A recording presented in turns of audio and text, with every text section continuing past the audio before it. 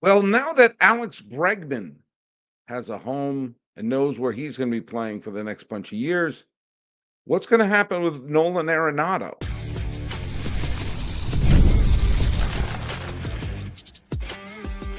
You are Locked On MLB, your daily MLB podcast. Part of the Locked On Podcast Network, your team every day. Hello, baseball fans. Welcome to Locked On MLB, part of the Locked On Podcast Network, where it's your team every day. This is the daily podcast. We talk about all of Major League Baseball. I'm your host, Paul Francis Sullivan. Please call me Sully. Today's episode is brought to you by our good friends over at FanDuel. Right now, new FanDuel customers can get $150 in bonus bets if your first $5 bet wins. Download the app or head to FanDuel.com to get started. Follow us at Locked On MLB Pods on Twitter or whatever they're calling it now, and on the Instagrams. I'm your pal Sully, man. It's Sully Baseball Podcast on Instagram, but the easiest way to get a hold of me is to go here on YouTube and leave a comment. And I'm going to prove that because today we are answering a whole bunch of viewer comments based on some of the shows we've done recently. And with spring training begun, the off season's over, and it looks like most of the free agents have landed in their correct spots. So we're going to do a couple of shows this week, including one show where I go over my free agent predictions and see how many I got right. I got some right. I got some wrong. By the way, I want to apologize. The last episode I did, which I did live like minutes after I learned about the Alex Bregman signing, there was an issue with my microphone. I came out really quiet. So I apologize to anyone who listened to it and the levels were all off. I hope I fixed the problem today. And hey, today's episode is being brought on the 15th of February. And let's give a big Locked On MLB happy birthday to Johnny Cueto. Johnny Cueto, who was a two-time All-Star and a Cy Young contender during his years. He had several excellent seasons with the Cincinnati Reds, was a Cy Young runner-up in 2014 to Clayton Kershaw. In 2015, he was traded to the Kansas City Royals, where he won a World Series ring for his troubles before having a couple more pretty good seasons with San Francisco and bouncing around the last few years between the Chicago White Sox, the Miami Marlins, and the Angels. Of course, the Angels sign him. That's what the Angels do. The Angels say, hey, were you good? Well, here's your contract. Well, that's almost insane how many times they do that. It's good to get them when they're good and before they break down. They've done that for Mike Trout and Shohei Ohtani, and apparently nobody since, I don't know, Garrett Anderson was there. Bring it up for one other interesting point about Johnny Cueto. In his cameo with Kansas City, he picked up a World Series ring, and as of this recording, he is the last pitcher to throw a complete game victory in the World Series. I like complete game victories. I like it when a pitcher takes control of the game, and we've not had one. We're in the 10th anniversary right now of the last time since anybody's done it in the World Series. There have been a few in the regular season. That has happened. It should have been Steven Strasburg, who was cruising to a Game 6 victory in the 2019 World Series with one out in the ninth inning and a big lead. And they brought in friend of the podcast, Sean Doolittle, to get the final two outs for no reason except maybe so Johnny Cueto could pull a 1972 Dolphins and bust out the champagne and say, still the last. All right. Not a lot of big baseball news over the last few days, except a piece of non-news, a non-movement. Look, I don't understand how John Mozeliak is still the general manager of the St. Louis Cardinals when you take a look at all the terrific players that he has traded away to bring in veterans, and the Cardinals have gone from perennial pennant contenders to now they're probably going to be in a complete rebuild now. And he made an announcement on a couple of days ago. This is according to Derek Gold of the St. Louis Post-Dispatch. And this was, and I, to be fair, I'm reading this article off of MLB Trade Rumors, the second greatest website in the history of the planet Earth. But Mozeliak says, I think right now the mindset is that Nolan Arenado is likely going to be part of our club at this point. I think it's definitely it's a better chance than not. Now, of course, that's a smart thing to say.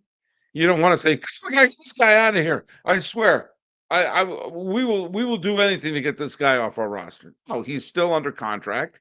He's still, he's a couple of years removed from being a legit MVP candidate. Now he is owed his contract.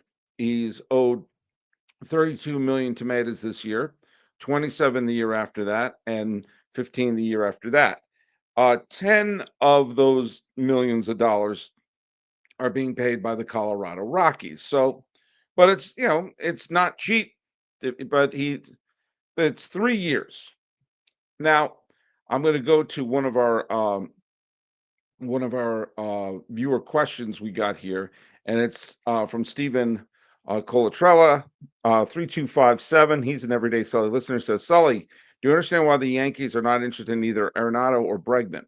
Bregman, I have no idea. They just could have signed Bregman. They do have a hole at third base, and they do need to make up for the offense that's left by the departure of Juan Soto. Is that they expected to move Marcus Stroman first? Well, that's kind of twofold here. I think the Yankees are going to get in on Nolan Arenado. Essentially, the Arenado trade would be eerily similar to the contract that Alex Bregman signed. It won't be for nearly as much money. However, it would be for the same number of years. That would cost probably a couple of minor leaguers to get him, but not that many. I think if you gave St. Louis one very good minor leaguer or very good, almost ready for major league prospect, I don't know how many of them the Yankees have right now, but one they can look at as a building block for the future, and you pick up the rest of the coinage there, I think that would go a long way to prying loose Nolan Arenado. If you're the Yankees and you have a gigantic hole at third base, there you go. Now, as Edenway FL 3RK says the St. Louis Cardinals could use a World Series championship. Well, that's probably not going to happen this year. Now, could it have happened if they kept Zach Gallen and Randy Arozarena and Leonis Garcia, all these people that they've traded away? If could they be closer to a World Series title there? Yeah. The Cardinals are probably in a full rebuild right now. The Cubs look better than the Cardinals do. I think the Reds look better than people are giving them credit for. And lest we forget, Milwaukee's won the division the last few years. Pittsburgh has some talent. There's a legit chance St. Louis could finish in last place this year. And they have a ton of veterans on their team. They do. Arenado, but they also have Sonny Gray. They have Eric Fede. They got Wilson Contreras. They got a bunch of players who could probably, if they get one decent minor leaguer back for every one of them, that could be part of rebuilding and slashing some payroll and moving forward. If I were the Cardinals, I'm not giving those car keys to Mozeliak. He's the one who put him in this situation. And I've been saying this for a couple of years now. Apparently, Mike Schilt wasn't the problem. This is a rudderless franchise right now. This is a freaking Cardinals who all through, with except for one tiny little rough patch at the end of the 2000s, which they came storming back right after that, for almost all the 2000s and the 2010s, you could just write in ink the Cardinals were going to be contenders, if not a pennant contender. They went to They went to 4 World Series along the way. Lost 2 to the Red Sox. They beat Detroit. They beat Texas in one of the best at least one of the best games I've ever seen in Game 6 of that World Series. And they're always in the NLCS, year in and year out. 2000, 2002, 2005.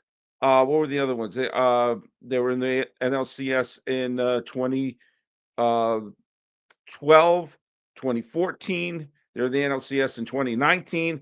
We're always in it. And then suddenly, they made the playoffs in the COVID year. They lost the wild card game. They lost wild card series in 2022. And then since then, they've been nothing. The last 2 years, they've been nothing, and they've been old and not very good. And Mozeliak was the person in charge when that happened. If I'm the Cardinals, I'm taking the car keys away from him. Get someone new in there. Kim Ng's floating around. She's hired by the Baseball Hall of Fame. She helped turn the Marlins into a playoff team. But because the Marlins are a Mickey Mouse, not major league organization who are not serious and shouldn't be treated seriously, they let her go and blew the team up.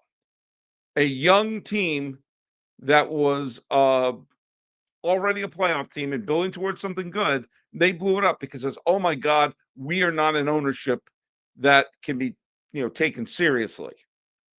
I'm going to cover something along those ways, but you brought up Marcus Stroman. In terms of the Yankee situation, I do think Nolan Arenado would be a good fit for the Yankees. It will cost them a couple of young players. And of course, he's not a spring chicken anymore. He's going to be 34 years old.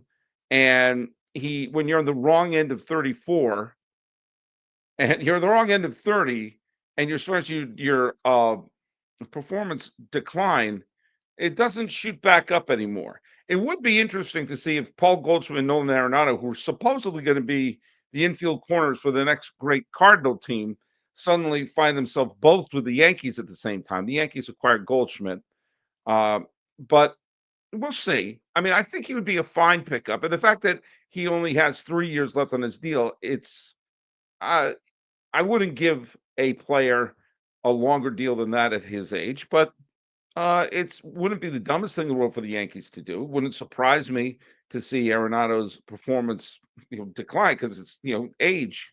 Age is undefeated, but I think he's an improvement to whomever they have at third base right now. Now they do have to figure out what's happening with the Marcus Stroman situation, and I have a suggestion for the Yankees. Now hear me out. Marcus Stroman was the Maytag repairman for the Yankees in the playoffs last year. He was on the roster, they just didn't use him. And I found that to be a little odd. But there you go. He was on the team. He didn't necessarily have the best year with the Yankees. He had a fine year the year before with Chicago, the Cubs, but he didn't have a great year with them last year with the Yankees. And he's roughly the same age as Arenado. Do you know? And he has a vesting option that will kick in if he pitches a certain number of innings. So naturally, he said, "I don't want to pitch out of the bullpen." Neither would you if you knew that you had an option that could kick in that's based on innings. You're not going to reach that innings when you're a relief pitcher. Here's what I think the Yankees should do: keep him. Do you know why?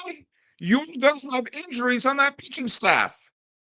You know it, and I know it. Yes, I know they picked up Max Fried. Yes, I know that they have Rodon and Heel and Cole. But do you know what? Every one of those players I just mentioned, Rodon has had an injury history. You don't know what you're getting out of Heel. Sometimes, second year pitchers can break down. We know Max Fried is not a spring chicken. We know Garrett Cole missed half the season last year. Why do I have a feeling if Marcus Stroman sticks around, he's going to get 31, 32 starts if he stays healthy.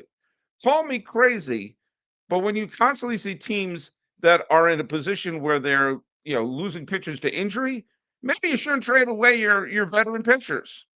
That's my thought on that. When we come back, we have some reactions to Bregman signing with Boston and a couple other things.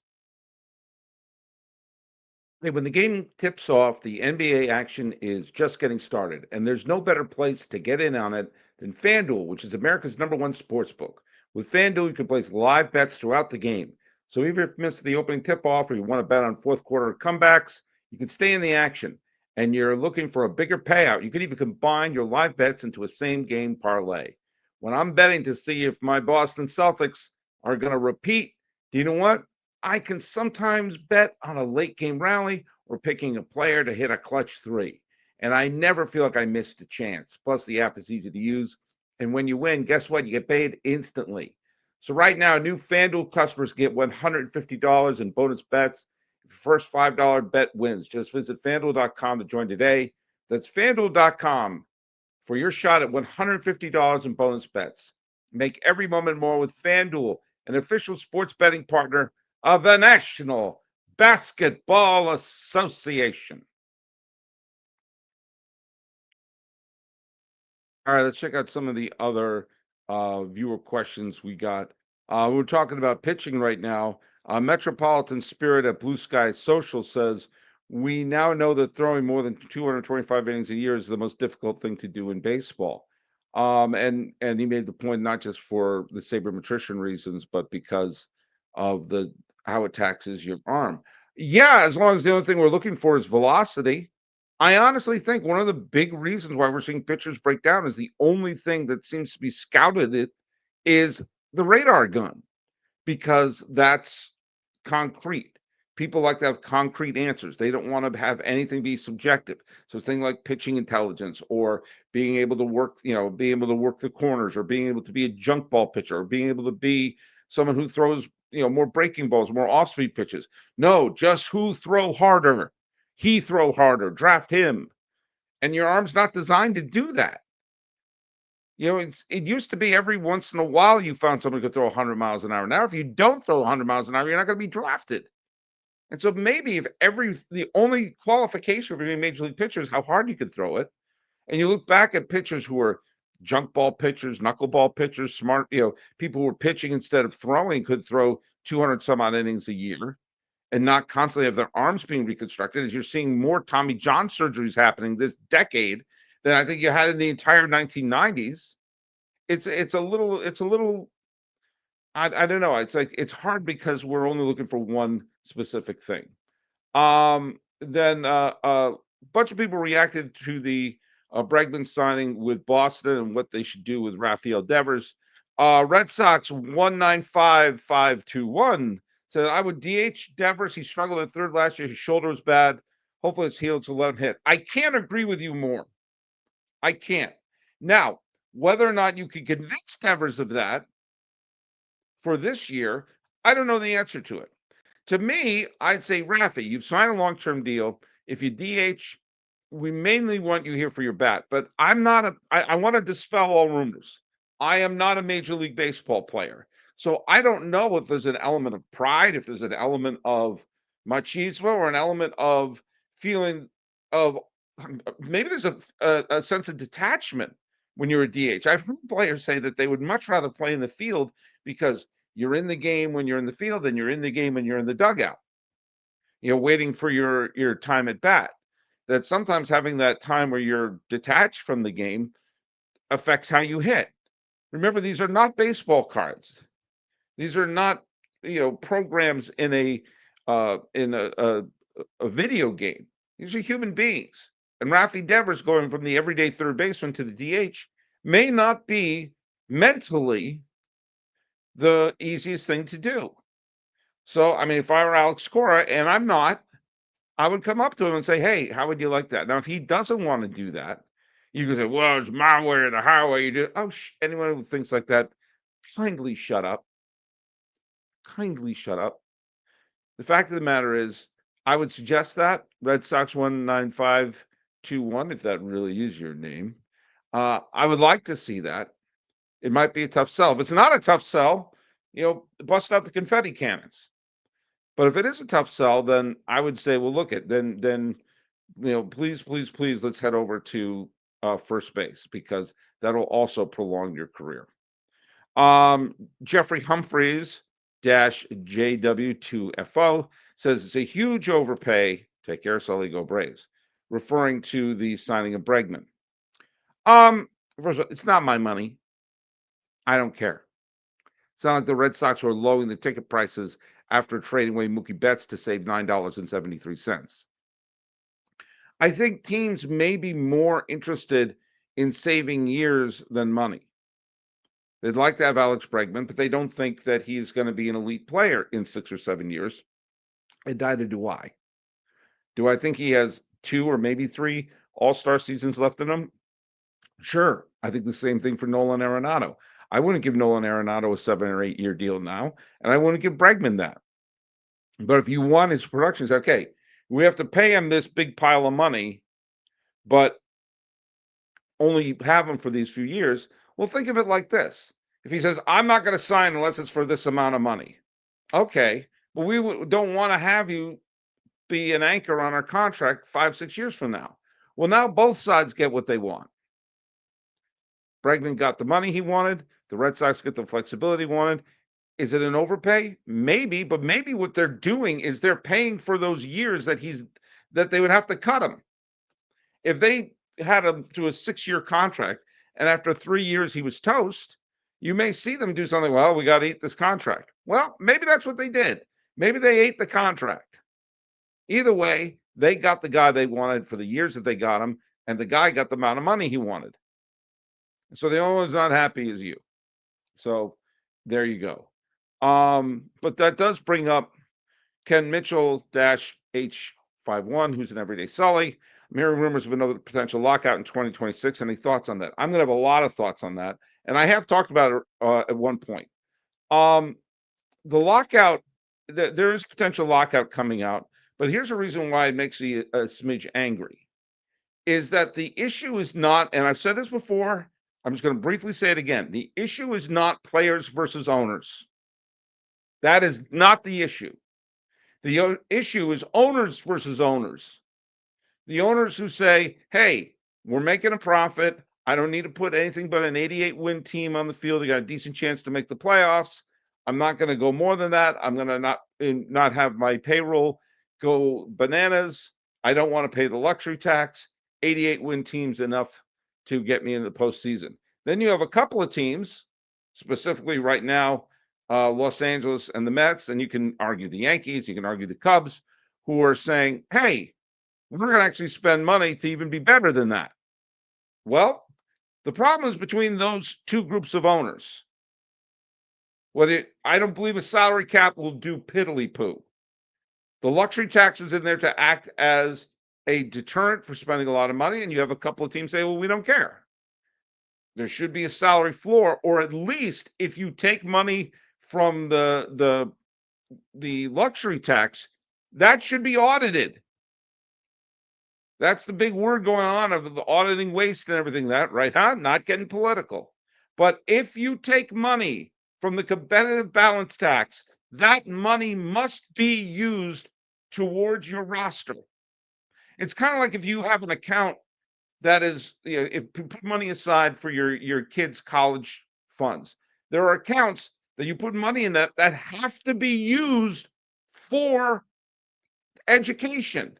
You can't use it to get a trip to Hawaii unless, of course, you're going to the University of Hawaii. But if you're a proud Cal State Fullerton Titan, you got to use that money towards your education. If you take the money for the competitive balance tax, you cannot pocket it. You have to show how you're putting it towards your roster. Now, it doesn't necessarily have to mean signing a free agent. It could mean giving a player on your team an extension, investing it in international free agents, draft picks, whatever. But you have to show how that's being used to improve your 40-man roster. And whatever money, and you have to, and maybe a limit. You only have that. You have to spend it this year. If you drag the money out, that money has to be put into the team this year. So it's, you got to supermarket sweep this. That would be my suggestion, but this owner versus owner. Where the hell do the players fit in on this? If the owners aren't a unified front and the players are, do you know what that means? The players are once again going to kick the owner's ass in this, as they have virtually every time there's been a work stoppage. Work stoppages are stupid, and they're usually avoidable. Those are some of my thoughts.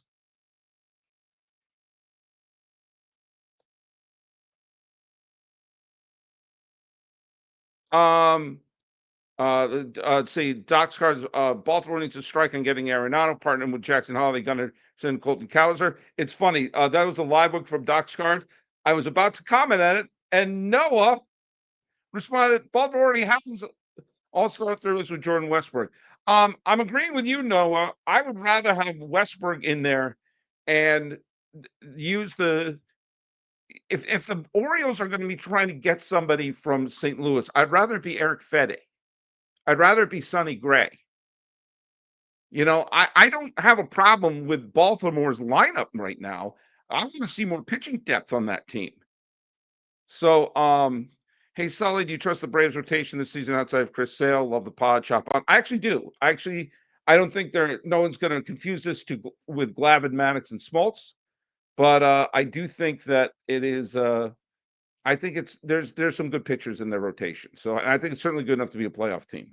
The other day I talked about the New York, the only championship that the New York has had in the last decade and a half being the WNBA New York Liberty. Steve K0909 says, please stop equating NBA championships with any of the four major men's leagues. If MLS can't get the respect to be included, there's no way in the WNBA title gets region straight cred. Okay, Steve, but my point was without the Liberty, what do New York fans have to cheer for? I was trying to be kind. But that's neither here nor there.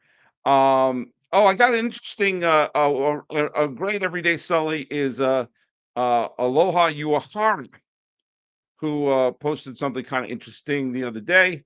He said to me, there are 100 players in Major League history with 2,000 hits and 300 home runs from Aaron to Yastrzemski. There are 10 players theoretically a few years away from joining the club. Who do you think are next? And Aloha Uahara gave me a couple interesting players. So these are the players that are within 2,000 hits and 300 home runs. Eugenio Suarez has 1,300 hits and 276 home runs. George Springer, 1,326 hits, 261 home runs. Francisco Lindor, 1,492, the Columbus number of hits and 248 home runs. Jose Ramirez, who's really had a wonderful career, 1,500 hits, 255 home runs. Marcus Semien, 1,505, 238. Marcelo Zuna, not a fan, 1,514, 275. Salvador Perez, 1,571, 273.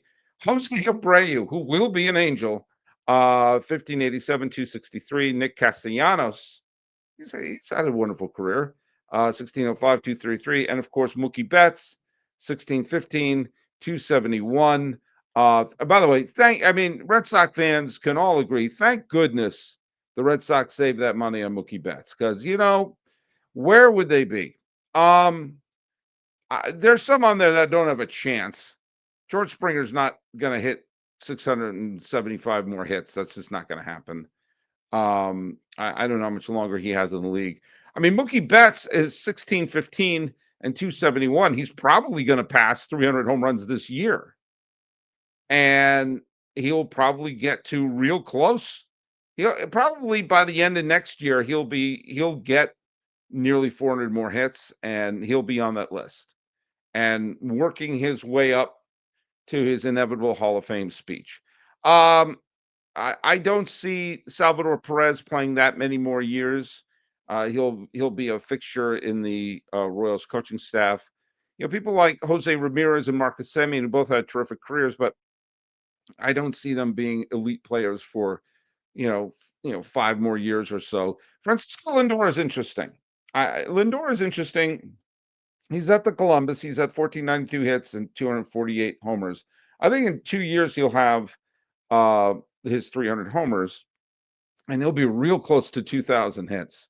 So that's interesting. But I think Mookie Betts is the one who has a shot at 3,000 hits and 400 home runs. Hall of Fame numbers. So that's once again very, very glad the Red Sox were able to shed that from him. Doc Cards asked, does Freeman get 3,000 hits? Yeah, probably. Probably. But there you go. By the way, Steve Colatero, who's a everyday Sully, says is watching live from Italy. Well, my son's in Europe right now, so maybe you two can say hello. By the way, my favorite thing that was posted, and this was during the Super Bowl episode where I talked about which team needs a World Series more, the Philadelphia Phillies or the Kansas City Royals. Wilhand985 says, this guy is clueless. Confirmed. All right, everyone. Well, maybe we'll see. I do not think we're going to see an Arenado move anytime soon, just because I think they're going to hold their cards close to their chest. But we're going to go over my free agent predictions and take a look at teams that are improving as pitchers and catchers have reported. And pretty soon we're going to have some spring training games. So, talking about the Arenado signing that hasn't, or the Arenado trade yet, that hasn't happened yet. That's a good sentence, Sully. Do you know what? Let's just wrap it up. This has been Locked On MLB. You know what? Maybe that guy's right. That guy's right. Maybe I am clueless. I could be. This has been Locked On MLB. I'm your host, Paul Francis Sullivan. Please call me Sully.